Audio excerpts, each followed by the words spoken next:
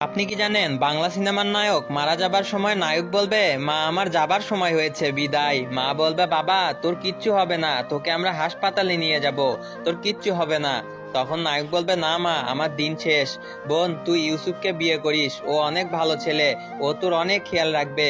তারপর নায়ক তার বোনের হাত ইউসুফের হাতে তুলে দিয়ে বলবে, আমার নাদান বোনটাকে তুমি একটু দেখিও। তখন ইউসুফ বলবে, আপনি চিন্তা করিয়েন না, আমি ওকে সুখে রাখবো।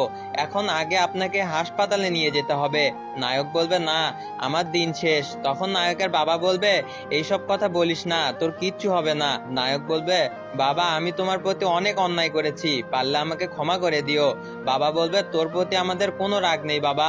তারপর অনেক কথা চলার পর তাকে হাসপাতালে নিয়ে যাওয়া হলো। তারপর ডাক্তার বলল, সরি, উনি একটু আগে মারা গেছেন, আপনারা দেরি করে ফেলেছেন। তা শুনে সবাই তো কাঁদতে লাগলো। এই ছবিটা আমি দেখার পর, ধুর বাল, এতক্ষণ গল্প না করে ওকে হাসপাতালে আগে নিয়ে গেলেই তো সে বেঁচে যেত। মানে মরার আগে তাকে হাসপাতালে না নিয়ে ফালতু কথাগুলো বলে। এই কথা বলার কারণে আজকে নায়ক মারা গেল। ধুর বাল, তারপর থেকে আমি আর বাংলা সিনেমা দেখা বন্ধই করে দিলাম।